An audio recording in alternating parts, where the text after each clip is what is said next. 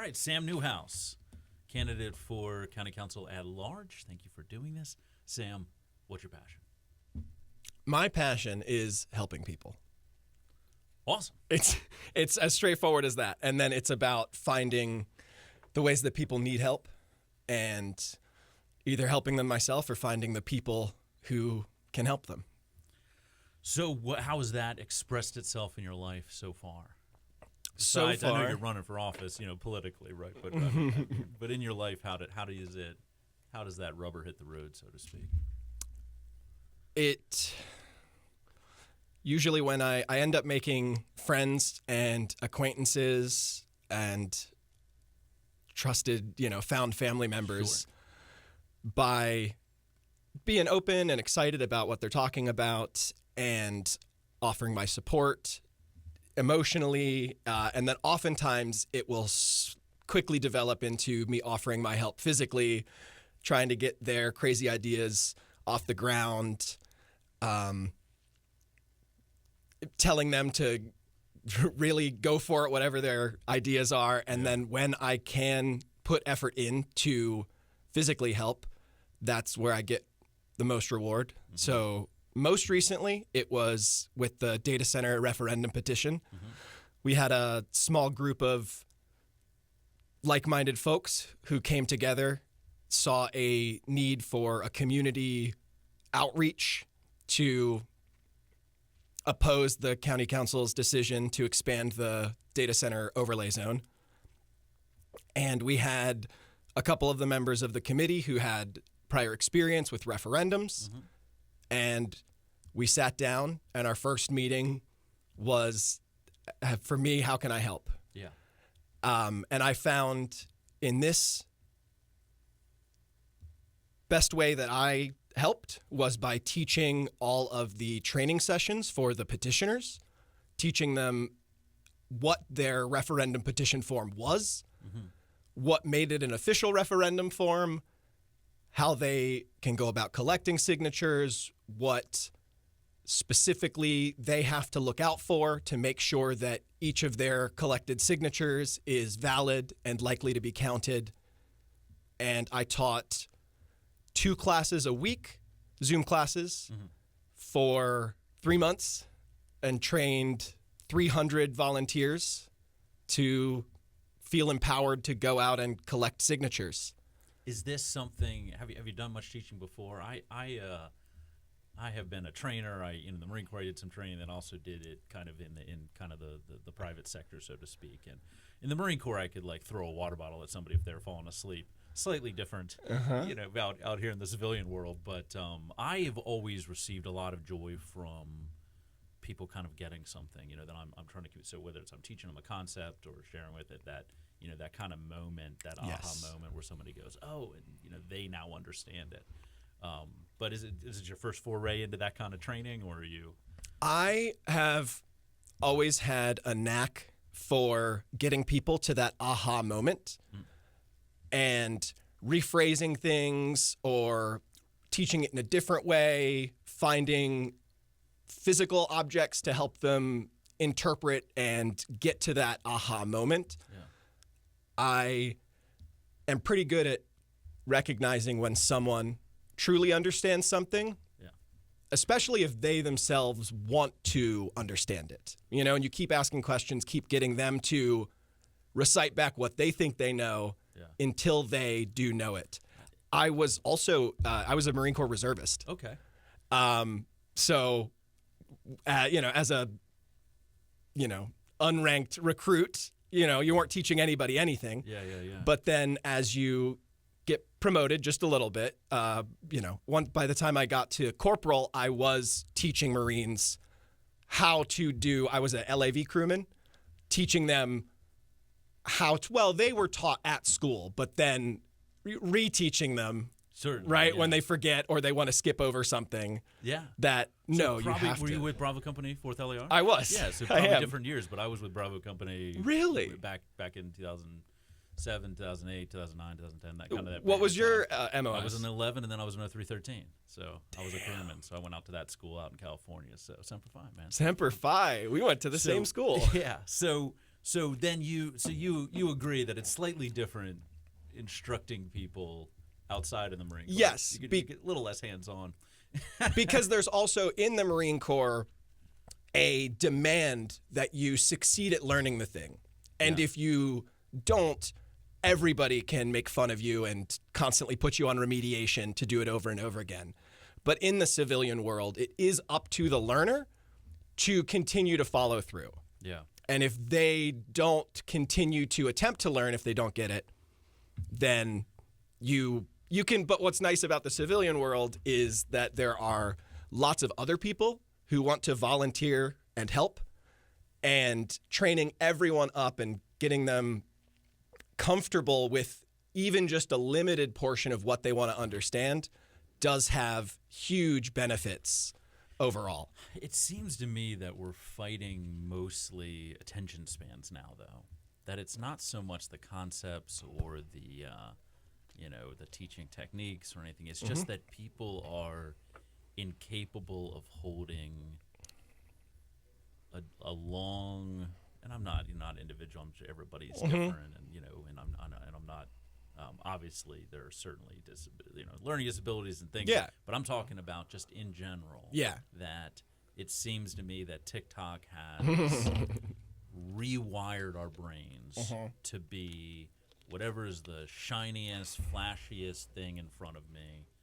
That's all I can keep inside my brain. Yeah. And I know I've said this probably during every one of these conversations, but I'm so fearful for what the future is when we have this entire generation of kids that are growing up that I don't know what year you were born, but I remember before I remember when most of my day was not instant information and just piles and piles and thousands of facts, figures, times, just over and over and over again. Most of it is now AI and BS and not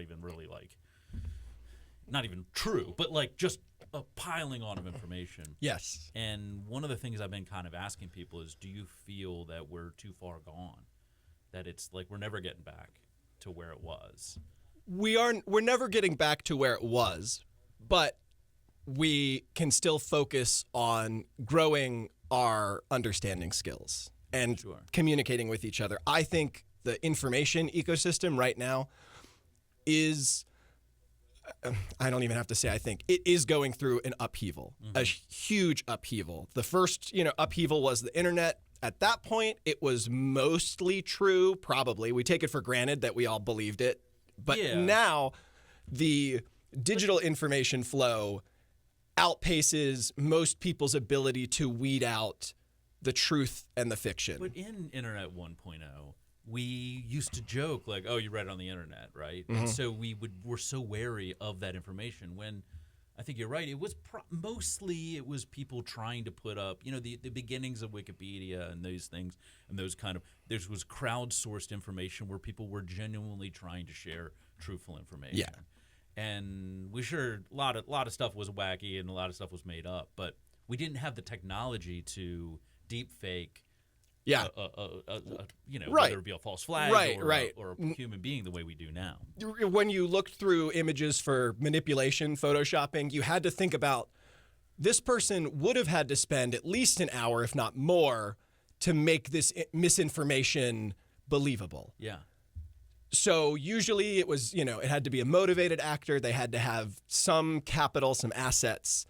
Now anyone can make misinformation with much less friction. Are you telling me that Iran is not working with Lego on these videos that they're posting? You're saying that that's not that kind of thing, where you can just put a prompt in and it'll pop out? Yeah, it's dangerous. I am working. I started in combination with starting my political campaign this year, I started a zine club at Sandbox Brewhouse. Okay. Because I see local handcrafted information being much more valuable, and I think that market is going to explode as people look for new, more reliable sources of information. I think newspapers died because the internet was a reliable source. It's not really as much a reliable source anymore. So I think we hopefully, I'm going to utilize local printing methods. I'm working with the Frederick Book Arts Center along with my club members to create more local information.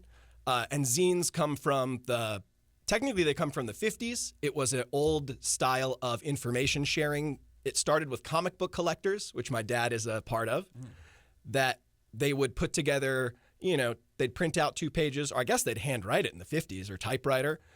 There weren't Xerox machines. It got kickstarted. They would use the zines to tell each other which comic books they had for trade because everyone was trying to complete a collection or read something new. Then zines morphed in the 70s, 80s, and 90s, and the independent music scene really picked them up. And that was also with the advent of Xerox copiers. So mass production, there was a paradigm shift. The Xerox machine changed information just as much as the internet does now. Yeah, right? Certainly, yes. I mean, what's always amusing in my head is that, there used to be this job of computer, which was like a human being. Sit down and do math. They were mostly women, too. Correct. And they would do math. Yeah. And they would compute things. Yeah. And that was what a computer was, and that we have just, utterly replaced that, obviously, with technology. But same thing with copying. We didn't, all these ancient texts we have that they didn't. That's not because somebody Xeroxed them, right? Right. It's because Somebody's a monk probably somewhere in a monastery.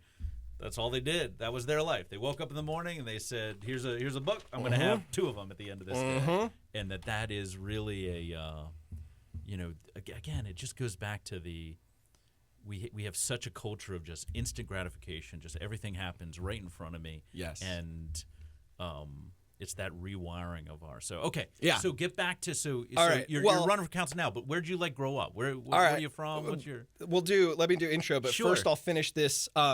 I have ADHD. I was not medicated all through.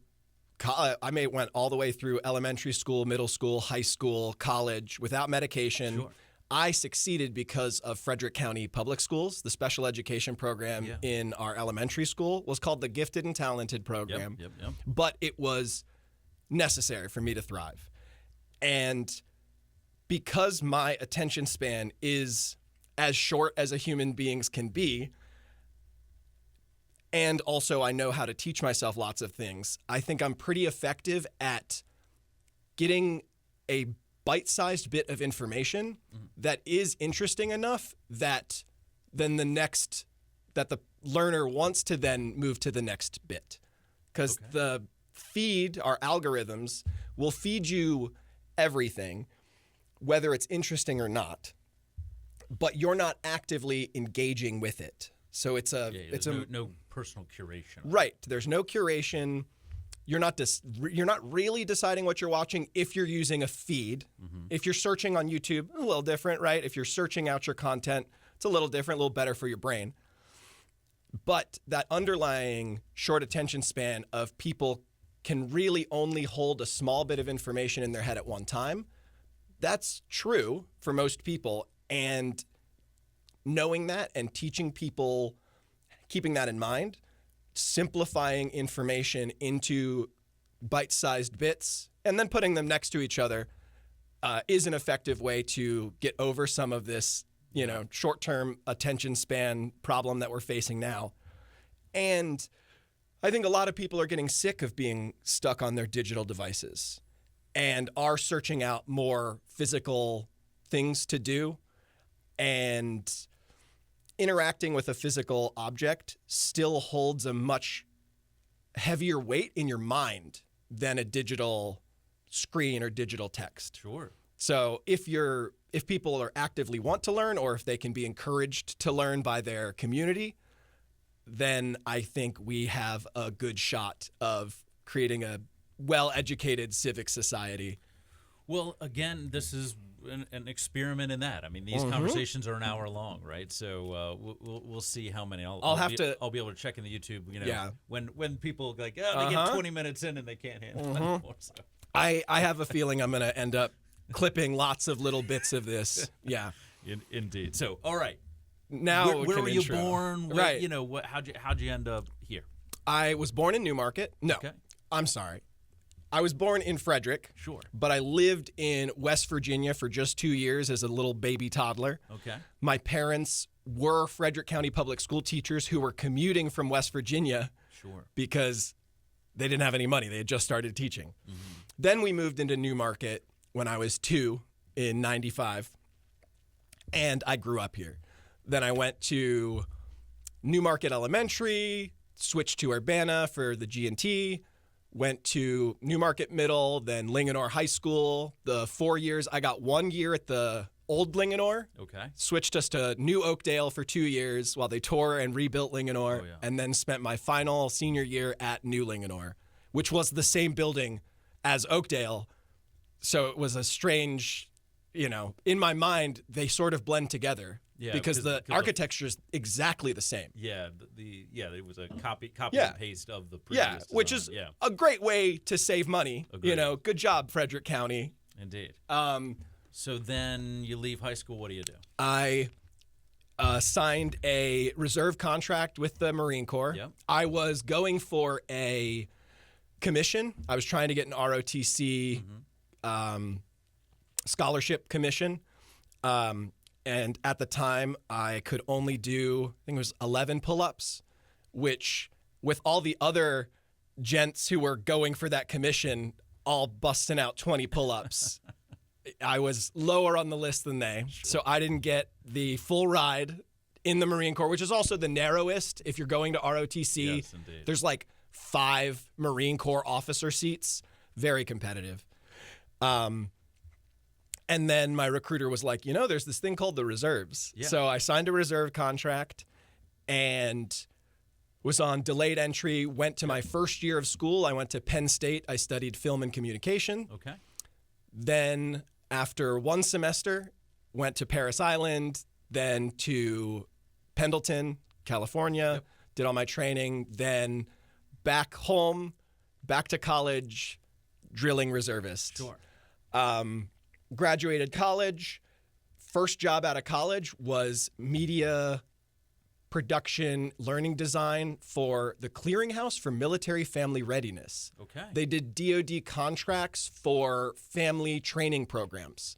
So my first job out of school was helping educate and communicate via multimedia. Yeah, it's probably something that people external to kind of the military world don't understand, is that it's not just the soldiers and Marines, airmen, sailors, etc. I'm sorry, in Space Force. Well, now that was, you weren't in when the Space Force Correct, existed. but They exist. they exist now. Spacemen. I don't know what they're. Yeah. Is it spacemen? Is I that their hope thing? not. As opposed to airmen, I don't know. Oh my God. I'm not sure what it is, but None of them again, leave no, Earth. This is not no disrespect. I just Yeah. don't happen to know. Yeah, can we get a spaceman Yeah, on? it's probably spaceman. But that the families also have to go through, all sorts of things that just teach them about what it is to support your spouse or your parent or whatever going through that experience. So this was, I assume, kind of DoD contracted work, Yes. right? Producing these Yes, we materials. had like each DoD department, sub-department. One of our biggest programs was an Air Force contracted program.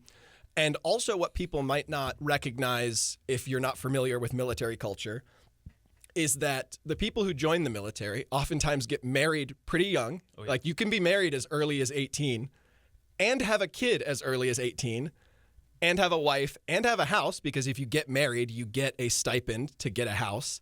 But it's possible, nay likely, that you came to the military without much of a family background. Mm-hmm. So it was really heartening to see the DoD at the time investing in educating their, what is a good general term? Their soldiers, their workforce, Yeah. in family education and teaching people who probably have no idea what a 0 to 1 year old is like. What are some of the best practices for diverting attention? When you need to tell them, no, you can't do that.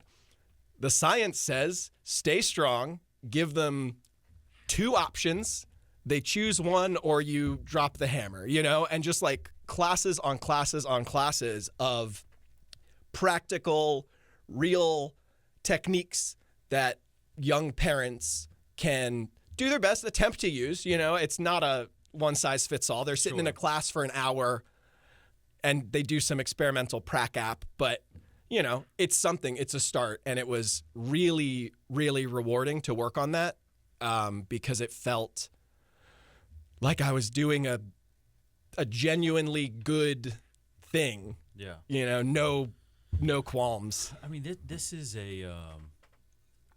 you know, when I do work, I sit on the Justice Jobs Board, and I try to do a lot of work in the addiction space and returning citizens, this kind of world. And one of the things that I preach all the time is that, you know, success in you know, moving yourself away from addiction or moving yourself out of these terrible situations often always is connection to community.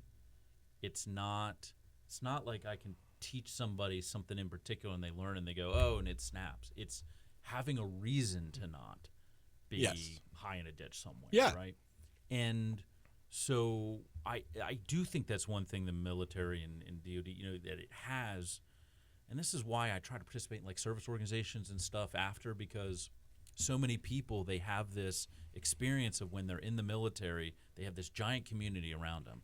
Even if you don't get along with the people, like even if they don't like you, you don't like that, like it doesn't really matter because you're all on the same team, right? And the real world is not like that at all.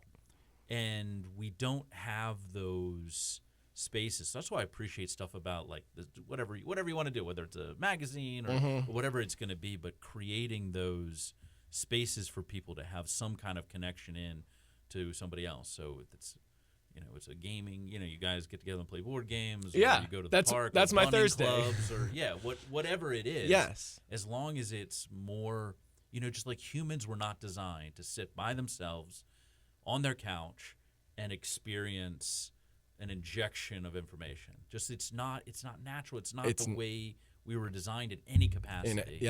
And I think there is I think you said this, that people kind of are feeling it's like, I say this like this.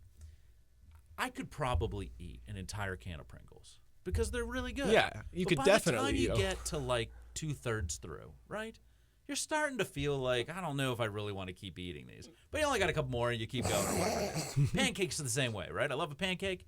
I love a second pancake. That third one is just not as enjoyable, right? And I do think that we are culturally getting to that point where it's just not as flavorful or not as enjoyable.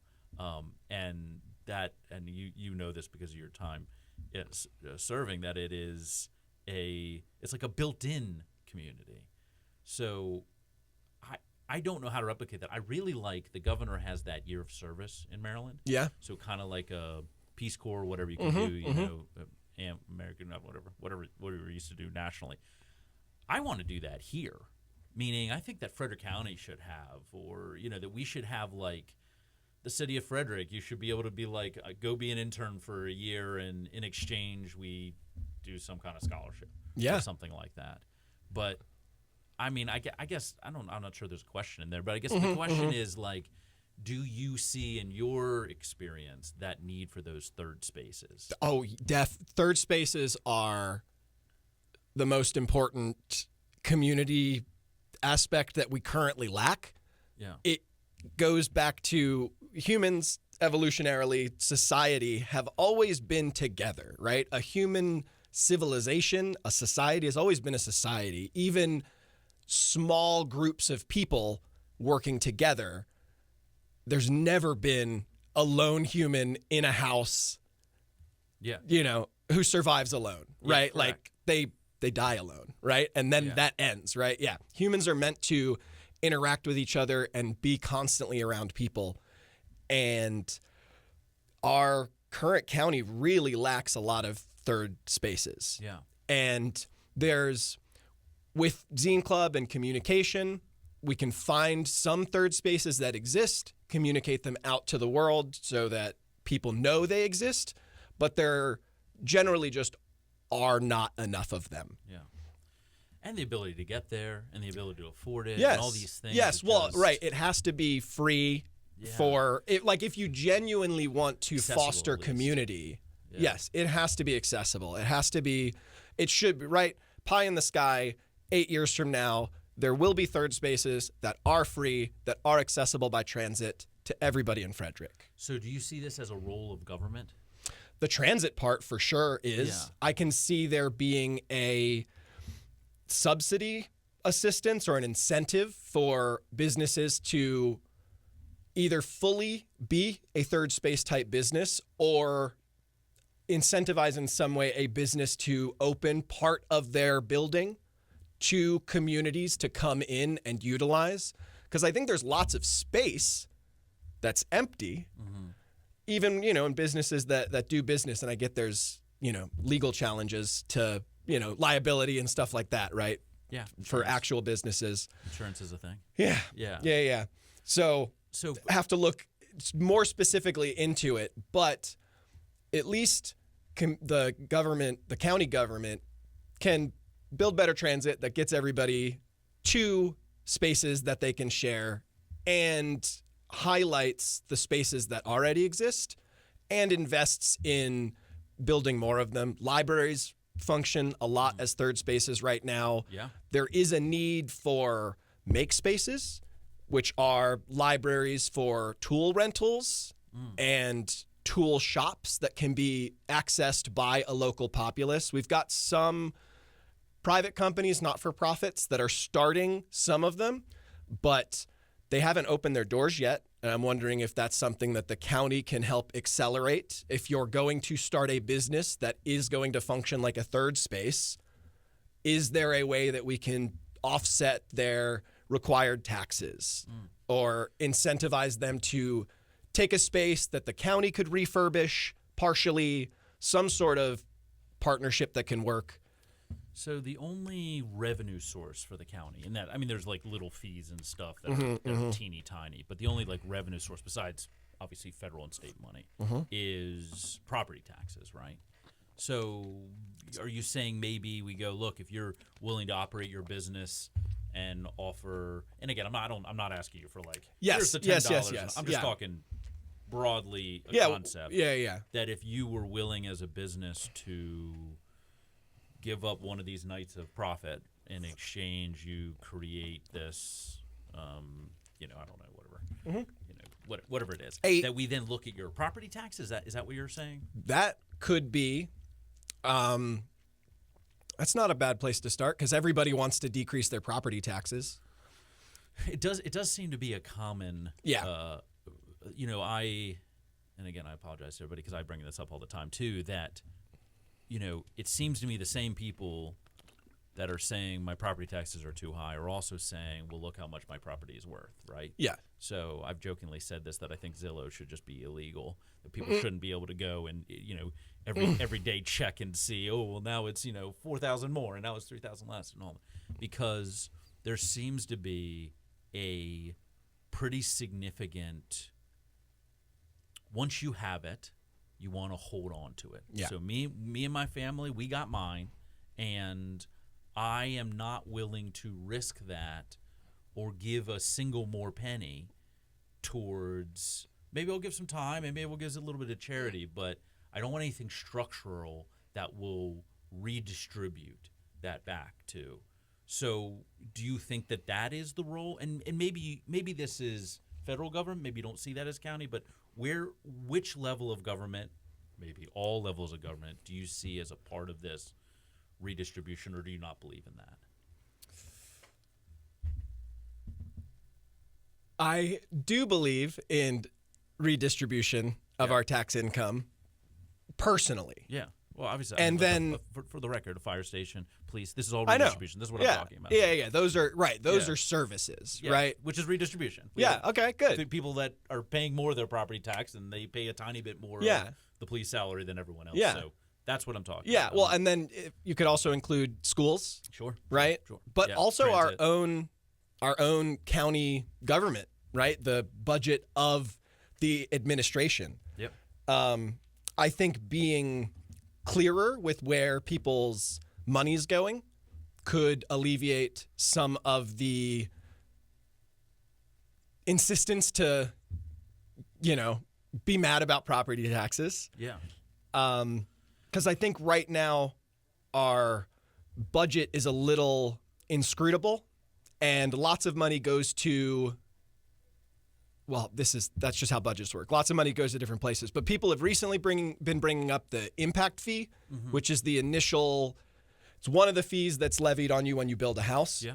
It's supposed to go to schools and libraries, but it's distributed throughout the whole county. And our current budget doesn't represent clearly that it's all going to schools and libraries.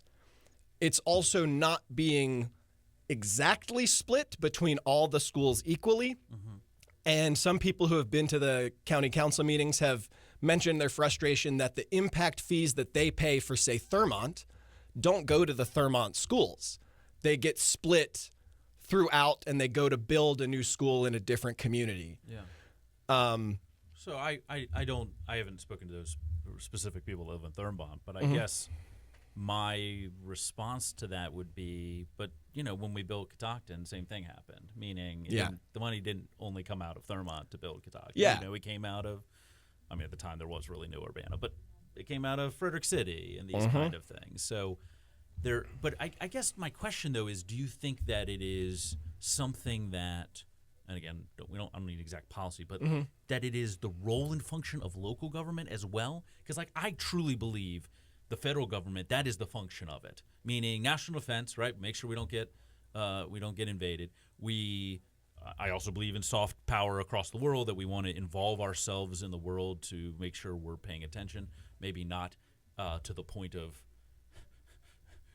going and removing dictators and stuff, but whatever. I don't. Well, think, that's hard power. Yeah. I don't think the county council has any control No, over thank that. goodness.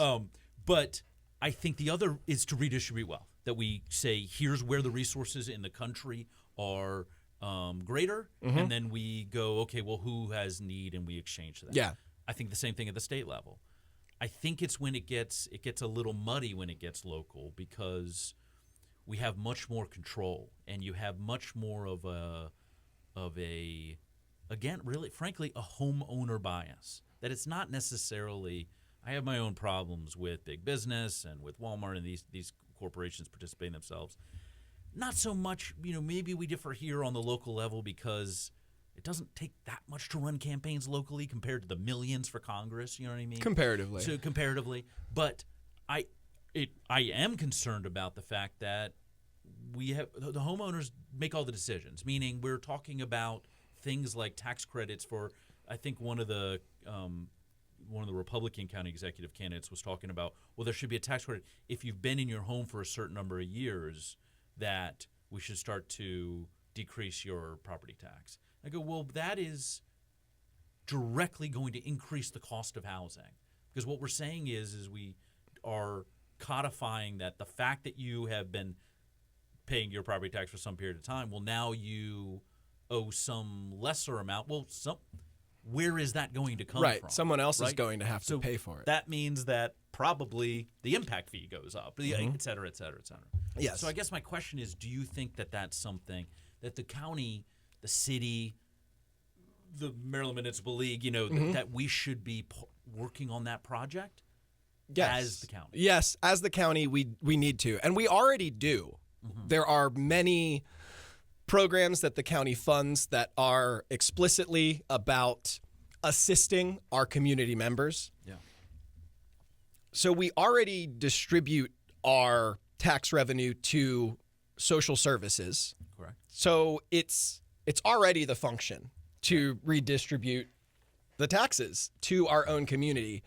And the more that we give those funds back to the community, the more that money continues to circulate in our own economy, the more the county benefits as a whole. Because in general, then we will generate more economic activity and then eventually more income.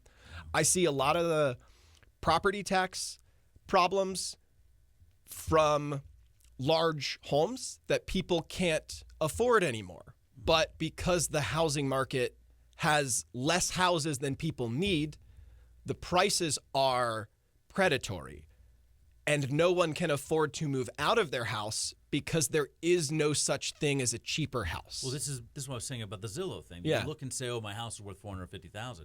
Yeah, but where are you going to move? Right. Right. Like, it doesn't matter that you have another $20,000 in equity, because you're going to need $100,000 for your 20% deposit. Yes. On that next house. Yep. So it's a false sense of. It is. And I think a lot of that can be, at least will be, starting to be resolved if we push more heavily to demand developers build affordable housing.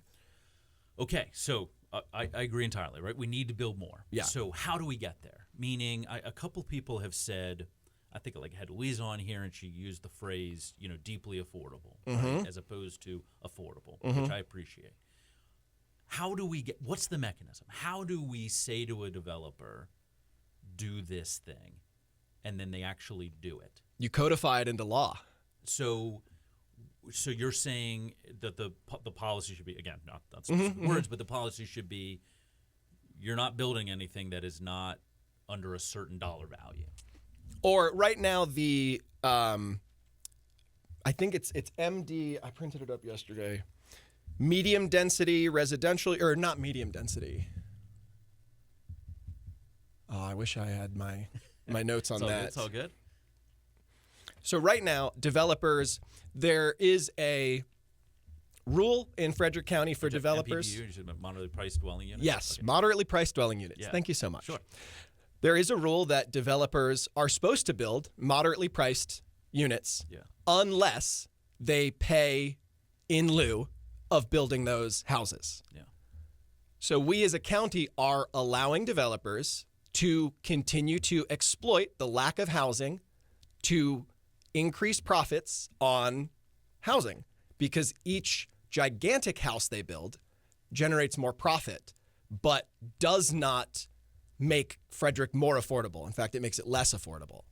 So to change that calculation so that they can no longer pay in lieu and increase dramatically the amount of units, of affordable units that they must build. They can build 25% of the overall units as luxury and make their profit, but they need to build 75% of them as affordable units, because otherwise every single citizen in Frederick County will suffer for the foreseeable future, because the compounding problem of unaffordable housing forcing people to stay where they are, continue to pay more in property taxes than they can afford, or pay more in rent than they can afford, or being forced out of the county. So I tend to agree with you, but what do you say to the argument that says, well, then people are going to stop building, right? So if you change the rules where they're not going to make the profit that they were going to make, well, then fine, they'll build in Greencastle, they'll build.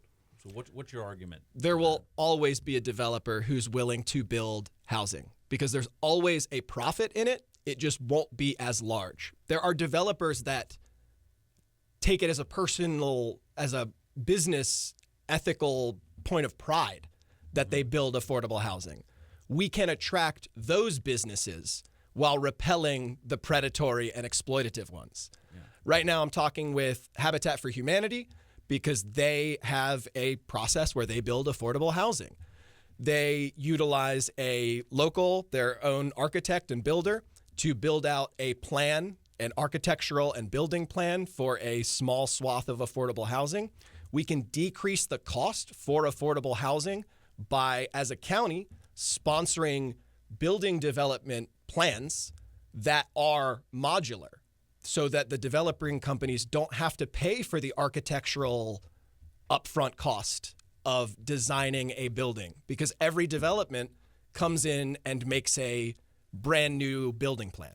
Yeah, the city of Frederick has had, form-based code, by right design, right? That form where you go, look, as long as you hit these marks, like kind of to your point, we already give you kind of what it's going to look like, and so we can save you all of that portion of your development down. I think that's a great idea. Montgomery County has a program that they took a significant amount of money. I think it was $50 million or $500 million, something, 50, maybe an extra zero. And they are loaning that because, the municipalities, the counties, government obviously is a much higher bonded. Like for example, Frederick County is the highest bond you can get, like triple A. So they can lend at lower rates. Yes. And so they say, okay, so I'm gonna, instead of you going out and getting whatever commercial lending rate you were going to get with to a build, 4 or 5%, we can give you 2 at 1, mm-hmm. and then using that, we pay. Obviously, the developer then pays them back towards that money, and then now the pile's back up bigger. Okay, let's do that again. Yep. So I think that there are a lot of creative solutions to overcoming this, and there certainly seems to be the will amongst the development community, meaning they want to build it because they're going to make money, and there certainly seems to be the will inside of the, I don't want to say the government, but inside of like the planning commissions that they're like recognizing it, because even the state now is going, hey, we need 100,000 more houses. Yeah. You know? So what do you say to the people that don't want to build, right? Because there are some people that, they've arrived, as I said, they've gotten theirs. And I don't begrudge anybody the view shed that they have, or the neighborhood where, the drive, once I leave the neighborhood, I have about 5 or 6 minutes through the fields, and then I get to the next neighborhood in the city. Well, that neighborhood, maybe we need to put houses there. Now, for the record, I am very much we should be doing dense housing, that we should not be building tract land. Yes. Because just the cost of infrastructure to fill. So, right. But what do you say to the people that go, well, we're building too fast? The straw man that you've erected right here, you have to identify with that specific person where their pressure points are, what about that stresses them out, right? Which aspects of that make them fearful, make them opposed, and then talk to them to those points. Yeah. Some of the ones that people bring up, it's noise, or it's density, or view shed. All of those, you have to address those to each person individually. Well, I don't mean the technique. I mean, like, what is because I think you're correct that we need 20 or 30, 40,000 more houses, right? Yeah. So they got to go somewhere, right? I mean, we can't. I mean, if we could, we just build like one tower, that, goes up, 800 stories straight, right? And everybody lives. Okay, so that's not feasible, right? Right. So that means there's gonna be more infill, right? Yeah. I know that along Jefferson Street and South Street, tons more apartments, right? Mm-hmm. We're gonna see them in Boundary Creek. We're seeing that in Urbana. We're seeing that all over. So what is because this is, and it's not this is not necessarily a you question. This is one of the things I'm tackling with is, how do we say people are coming here, we already are in a deficit of housing, no one can afford it. If we all of a sudden snapped our fingers and had 40,000 more houses, people could afford that. Yeah. So what is because I know we have to do it with kindness and we have to understand their individual needs, but I mean, is it just suck it up, buttercup? You know what I mean? Is that part of it, or is it more of a we should slow down? You know what I mean? This is what I'm. We can't, and that's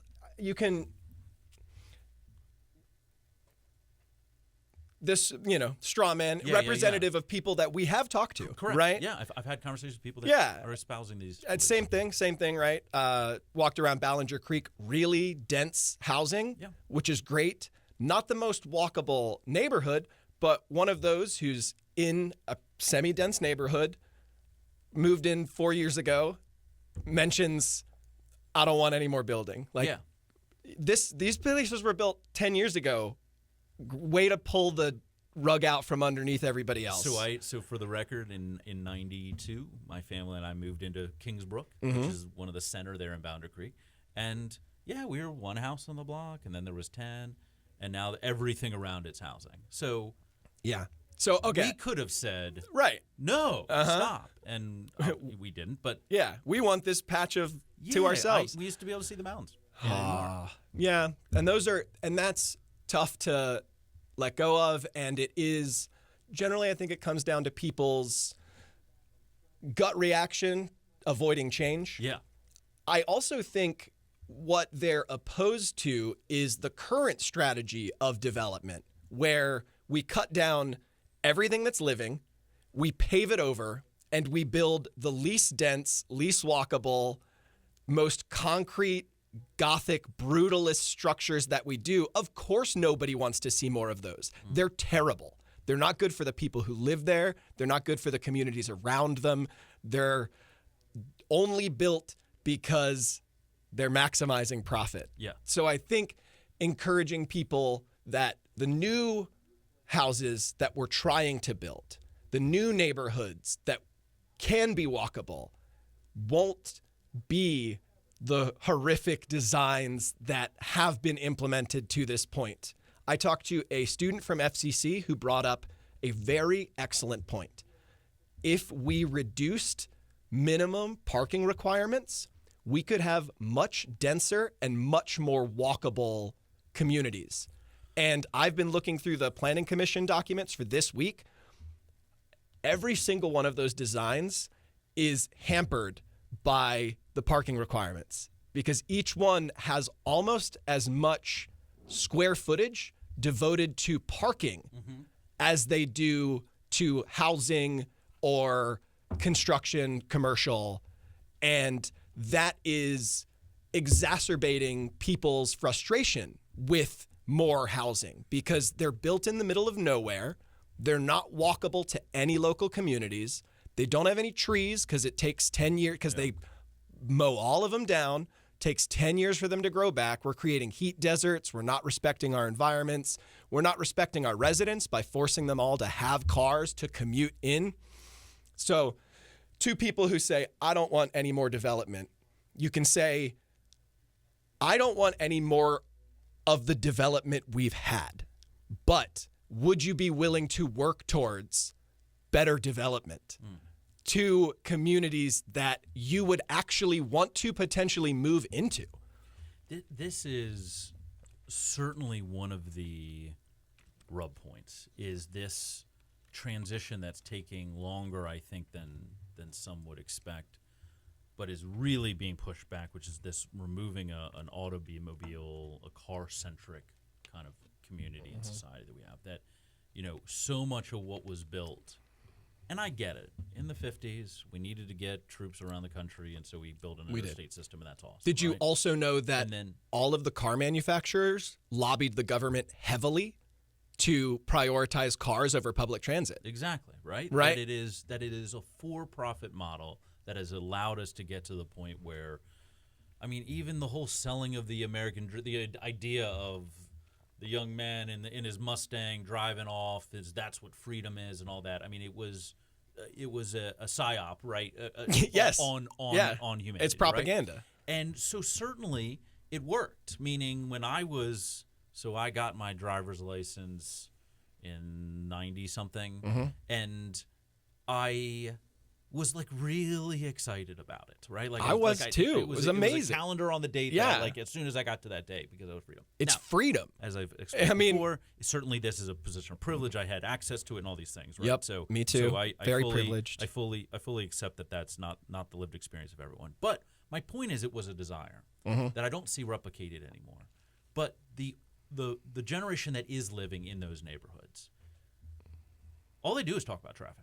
All they do is talk about we need to have more lanes or we need to have more parking, right? We deal with this. I'm a downtown city resident, and we deal with this all the time where people, you put it on Reddit, right, or they're changing the parking or something, and people will lose their mind over the lack of parking, and I'm air quoting for anybody that's just listening to this, the lack of parking downtown, which is not true. There's lots of parking decks. There's lots of places to park. But it's not so convenient that you park and then I walk 5 steps into the store or the restaurant, right? Maybe you have to walk a block. But this is, again, how humanity has existed for forever. But besides that, and I'm not talking about accessibility. For the record, anybody that, if you have a accessibility placard or you're elderly or whatever and you have a handicap parking, all parking downtown in Frederick is free. You just park there. It is a handicap spot. Okay. So that being said. Oh, is that true? Just any spot? Any spot. It is a handicap spot. Nice. So after 2 hours, you have to move because if you're non-resident, that's what all the rules are. Oh, even for handicap no parkers? matter what. Okay. Yeah, that if you have to move zones if you're going to park there for more than 2 hours. But that's how it's always been. They just haven't enforced it necessarily the way, maybe as deep as they should have. But I'm not talking about accessibility. I'm talking about able-bodied person gets in a car, drives downtown, parks, walks into somewhere. Yeah. That this, as a society, is the least efficient use of resources Yeah. we possibly can. Not just the fuel that they use. Yeah. Not just the vehicle and the insurance and the driving, but all, the space, all of it, right? That if we could, again, snap our fingers and have, a bus that took you from your block to wherever you needed to go, the way they have in bigger cities. I lived in New Jersey. New Jersey had amazing public transit. System, right? Well, they had trains, but they also had buses that went everywhere. Yeah. So that to me seems like where we should be investing all that money. Yes, we should. This is not I'll say this. Maybe a critical mass of people agree with that, but not a critical mass of the voters.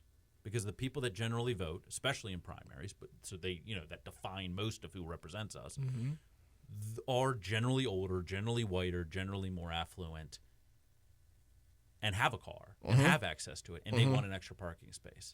So I guess I'll repeat my question about the from before, which is about the no growth. Is what do you say to them? That how do you get them to vote in their mind against their best interest? Well, they are established. Their world isn't dramatically going to change much in 10 or 20 years. Just if we invest in transit, we're not going to take away their parking spaces. Maybe we reduce the amount of lanes in Frederick City so that there's like one of the lanes is a designated bus lane. That would make them so mad. This is what I'm saying is there would be a lot of people that would have a lot of problems with that. They'd protest, they'd stop coming downtown, something or other. But I think experimenting with that is worth it because then we actually see the results. Do it on specific days, start small experiments to see what is possible, and the number of people who enjoy the results, I think, will far outnumber the people who hate it. Then if you reduce parking mandates for new businesses and new residences, where people live right now still have parking. If we build lots more residences that have less parking, but enough that everyone can afford a house, now you actually have choice as a person. Are you going to live in a car-centric neighborhood or visit car-centric downtowns? Or are you going to visit the newer locations that aren't half parking lots? Or are you physically picking a place to live that is on a bus line? Or do you want to live out by Sugarloaf, which there still should be buses, but, maybe they live up a gravel hill. It's going to be less convenient, right? Yes. Your distance from that city center is going to be less convenient. Yeah. It's just how it exists. I think a little bit of what's going to happen, not to be doom and gloom, but I don't think that what's happening in Iran is going to be over tomorrow. So I think that we're about to experience something we've never really experienced before in my lifetime. I mean, maybe in the prior we did, but since the advent of automobiles, where the cost of energy goes up so significantly, right, in such a short term. I mean, it was. 6 months ago, it's like $2.50, $3 per gallon, and it's going to be $5. Maybe it'll go up to $6. And so, I think that's going to change some people's behavior where, you have people that live 20, 30, 40 minutes away that, going to the grocery stores now, now it's money, right? It really costs you to get from here to there.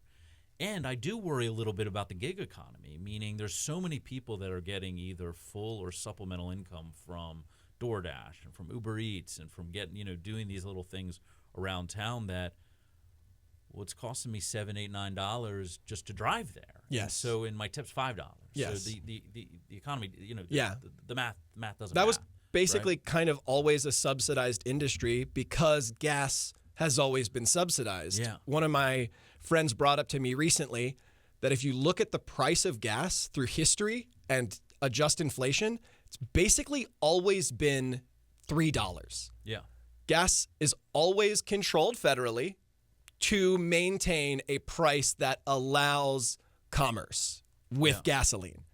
And now it's really starting to get out of whack right now. I think that we're about to experience where it kind of goes above that a little bit. Yeah. So I think it'll change behavior, and I think having transit available, so culture, toughest thing to change no matter what. Sure.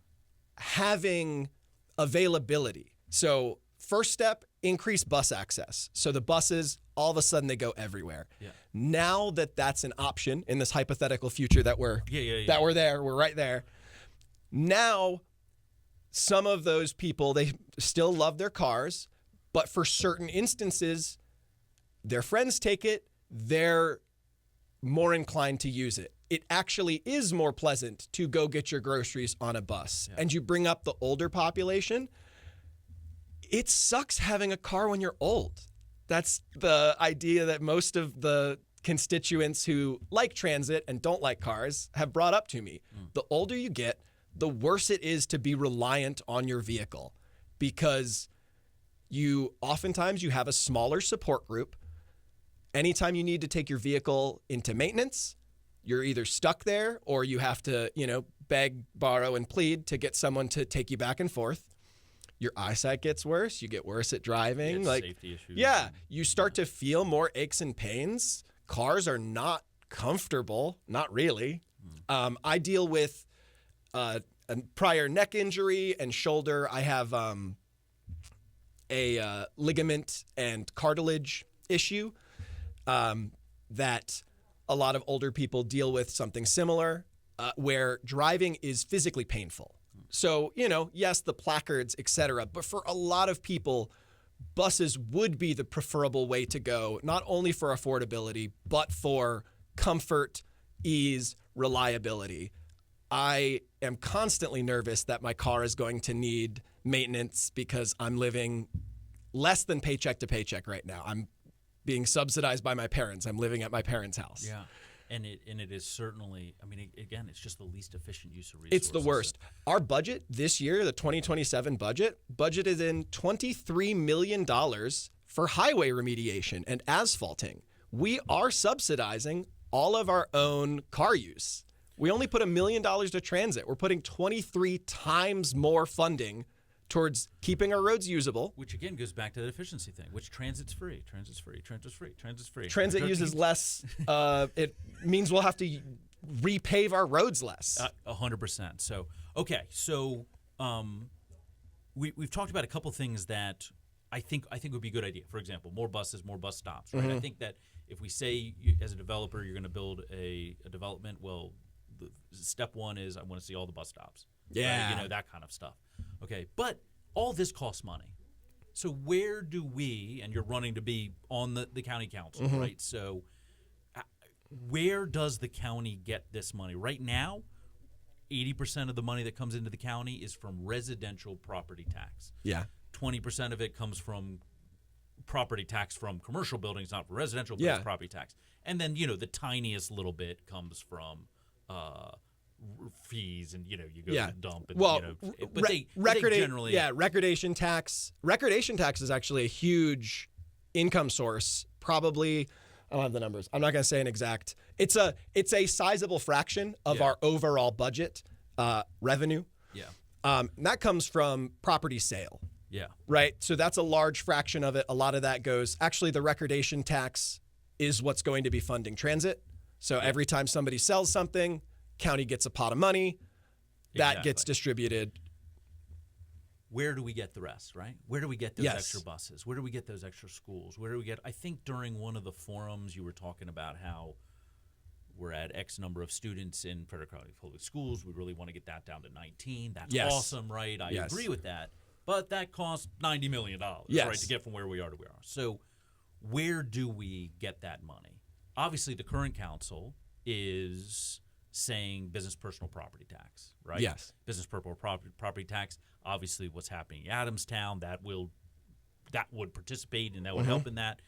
Certainly, more building of data centers is what they're currently saying. But absent that, right? So there is going to be some in Adamstown that were started well before these people. There may be a little more depending or not on some legal issues. Yep. But outside of that, how do we pay for it? I would love to, and I'll talk, if I'm on the council, it'd be great, talk to whoever's elected, and leading up to that in the next couple of weeks, next couple of months, talk to some of the council members and our budgeting to discuss why our business property taxes are so low. Is that just raw number of businesses is low, or are they getting a really sweetheart deal? I real quick, two answers to that. One is because we are not able to charge a particular business personal property tax because the state has to approve of that. And the problem is that because our delegation is split between Republicans and Democrats, the Republicans in District 4 are state delegation.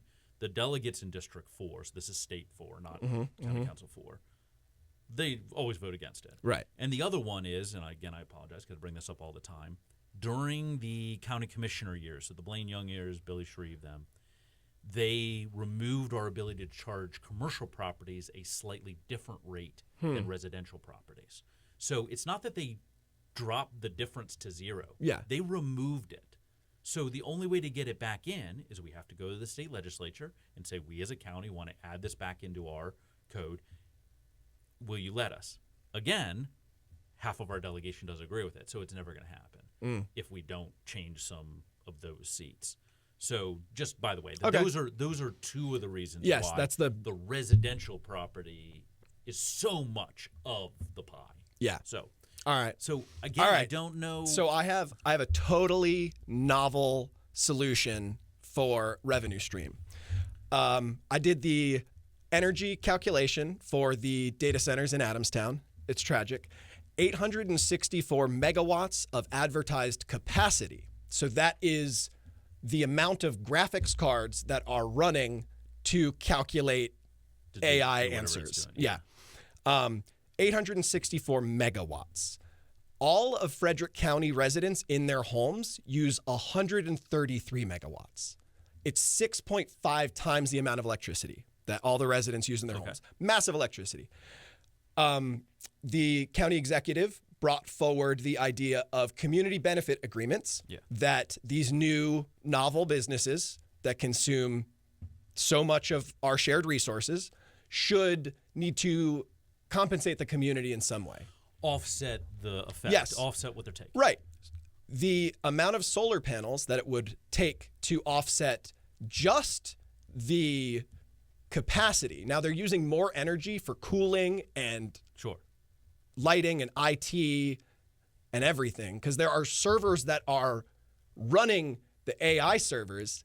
Those are the not building automation, those things that are not really part of the data center. They're part of keeping the data center's doors open. And that uses electricity. One of the companies is not using water for cooling, so that means they are using electricity. Yeah. So potentially it's more than a gigawatt of electricity. It would take, for 864 megawatts, it would take 7,400 acres of solar panels to offset that electrical load. Okay. I think either the community benefits agreement should force this new company that supposedly has all the money in the world to mass buy those solar panels for the county, and then we can distribute them, or barring the company actually having to offset its need, the county itself should make a large purchase of solar panels and distribute them to willing residents and homeowners. Community solar programs exist where small independent community organizations own a patch of electrical grid. That's a solar cycle. If we, from top to bottom, created multiple, top to bottom of Frederick County, little microgrids, competitive microgrids that all interconnect, we could tax the electricity that Virginia is attempting to transit through Frederick County. Yeah, because that is one of the things that I bring up in this discussion, that it's, regardless of what happens in Frederick County, we're on a much larger grid. And so for example, they haven't built that out yet, but we're already seeing our electricity go way up, right? And that's because of the data centers and the other commercial buildings, stuff that are happening across the river that way, across the line that way. And so this is happening. Right. I think Senator Van Hollen just put in a bill. I have no idea if it's going to pass or not, but at this U.S. Senate level that says that this particular, colloquially data centers, but they had some whatever name for it. What's the new one? Whatever the new name? Whatever the phrase is. Neo Cloud. Sure. That it would be by law from the federal government that they have to pay for the offset of that, which I think is awesome. Hopefully that goes through. Mm-hmm. But I still don't love that. But the solar, but that is an interesting idea. I've often thought, Thermont has its own utility, right? And so they use as a community, they use a little bit of their buying power that way. And it's certainly a conversation that's happening in the city of Frederick of, well, how do we, like, for example, around Frederick Health, right? So there's a lot of energy use there, right? And it's 24/7, and it's plus all the little businesses, and then you've got 7th Street. So maybe there we could identify how much power is being used and try to offset that with renewables, And so that is an interesting idea. And even if you don't directly offset it there, because urban density can be either good or bad for solar, depending on how much light people want, versus also, can the structures handle it? Like downtown historic Frederick, I walk around there, I'm like, it'd be great if all these roofs had solar, but all these buildings and roofs are like 100 or 300 years old. Some of them are getting there. So even if you don't put the energy generation directly local to where it's being consumed, if it's in Frederick County, we still gain a huge efficiency bonus that our energy is local. Yeah, that we can be that we would be generating electricity here as opposed to just receiving. And there's lots of new solar energy installation, fastest growing industry in the world. FCC and CTC fund FCC, CTC, get solar installation electrician training programs, make Frederick County the solar training capital of Maryland, if not the entire East Coast. Like if we jump on this right now, next year, we would beat almost every other state in the East Coast for solar installation training. I definitely think that it's a time for us to be thinking outside of the box today. How do we tackle these things and don't just iterate on the past? Yeah. And we have a huge agricultural base. There is a new industry growing, agrivoltaics, where you utilize your farmland to either graze pasture animals or grow leafy or shade-grown vegetables underneath solar panels.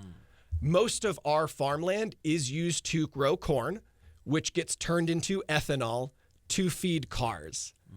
If we took, I think, rough calculation, all right, I'm no specific numbers because I don't have any numbers right here.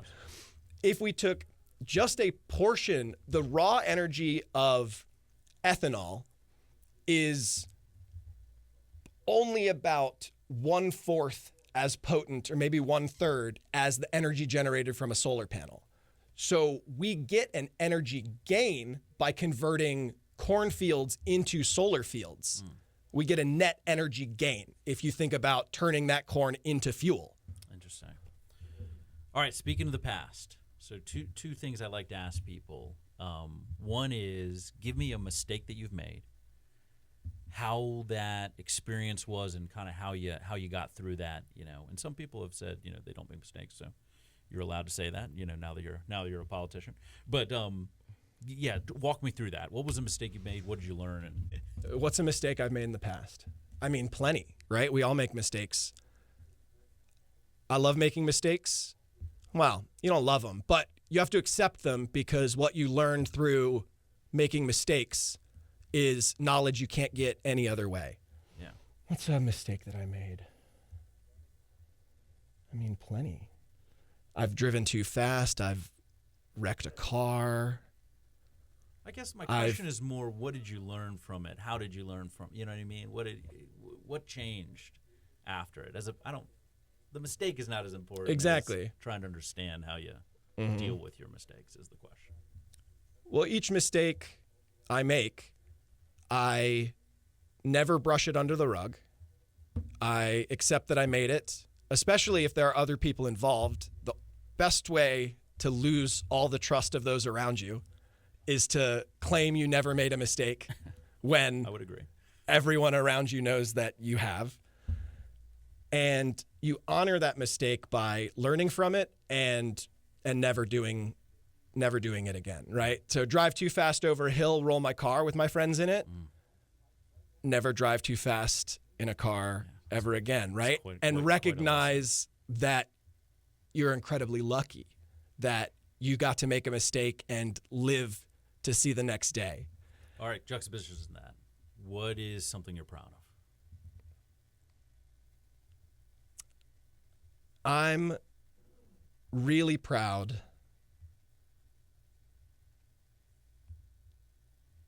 of so many things.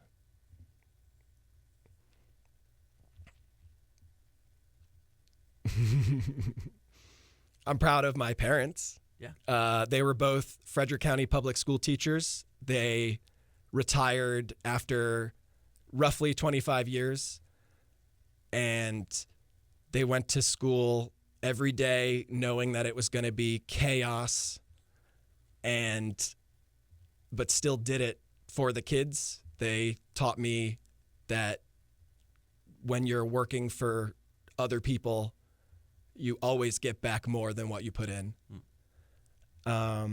Personally, I'm proud of completing Marine Corps boot camp and all that training, right? That was, I went in pretty blind. I wouldn't describe it as fun. No. It's, you learn a lot. I made some mistakes in boot camp, and you get immediate feedback, and you learn not to do it again. A lot of mistakes that, in that instance, that you are reinforcing being part of the group. And that is why that built-in community is so ingrained, is because all of your actions are for the team. Yeah. The collective, either positive or negative, but the results and the consequences or whatever you get out of it is everyone's going to feel. Yeah. Right. Well, and that's the training part of it. But then when you really are with a unit and you work for everyone's benefit and you see, you work not for yourself, but everyone, and you see that result, that everyone succeeds. Oh, and then I'm really proud of the referendum effort. Really, really proud of everybody who learned how to sign and fill out a petition correctly and took their time to go out and collect signatures or be at one of our businesses and sit there and collect signatures and teach all of our neighbors why this is important and that this is what civic engagement looks like. So I'm really proud of everybody in Frederick County for coming together. All right, pitch us anything you want, and then tell us, how do we get a hold of you? How do people get to you? All right, and then the last thing, I'm running for environmental justice. Ecological sustainability is necessary. If we mow down too much of our green spaces, we're going to kill our local ecosystems. In our climate emergency right now, the most important aspects that we can affect locally are keeping as much healthy biodiversity alive as possible. All our trees are precious. Each one converts carbon dioxide into precious breathable oxygen. In our county planning, it is represented with our green infrastructure plan. And our green infrastructure plan is every single part of our natural environment, our interconnected ecosystems, our waterways, our watersheds. It is paramount to preserve and protect our green infrastructure because it is the only thing that contributes to a healthy and sustainable environment that we, the residents of Frederick County, are a part of. Green infrastructure is also what we decide to build to improve our environment. In our green infrastructure plan, the pie in the sky is wilderness bridges that go over the highways so that we can connect ecosystems that have been disconnected for almost 70 years at this point. To grow and thrive. And green equity in the plan is ensuring equal access to green space. So it goes hand in hand with healthier development. A lot of our developments that clear cut a section and build a concrete jungle are depriving all of their residents of a healthy green space that's necessary for our mental health. The reason that a lot of these developments feel so brutalist and oppressive is because there is no green unless it's grass, which is doing no one any good. We're destroying our pollinator environments, and without pollinators, we won't have farmland. We need to really cherish our green infrastructure so that we don't create a cascading negative loop where we can't make our own food and people go insane because they can't get any shade in the heat of the summer. So, awesome. And as someone who is running because I'm trying to plan for 30 years, our climate emergency is the biggest issue that we have to tackle right now. Because if we don't start tackling it now, we're not going to start tackling it again tomorrow. We need to start practicing now, doing everything that we can so that as we get better, we stand a chance to create a sustainable society in a potentially swampier Frederick. If the water levels rise, and that's why we need to build affordable housing too, because housing is going to be one of the most stressful aspects. It is the most stressful aspect for people right now, but if there end up being the likely mass migrations that happen due to climate effects, we need to have the housing available so that people can live here healthfully and not come and fight over resources. We need to build enough so that we can all share, and we need to build our communities now so that we can come together to help solve this problem now and in the future. Awesome. And you can get me samforfrederick.org. You can email me samforfrederick@pm.me. I'm Sam for Frederick on Facebook and Instagram. And I'm at the Sandbox every Tuesday, except for this Tuesday, because I'm going to a county council meeting from 6:30 till 9:30. And I'm starting some screen printing classes at Frederick Book Arts Center. We're doing canvassing every weekend. If you want to come out and help volunteer, we would love your help knocking on doors and talking to our voters. Helps us figure out what we all need in Frederick for the future, what we all want, and gets us closer to working towards it together. Awesome, Sam. Thank you so much for your time. Thanks so much for setting this up.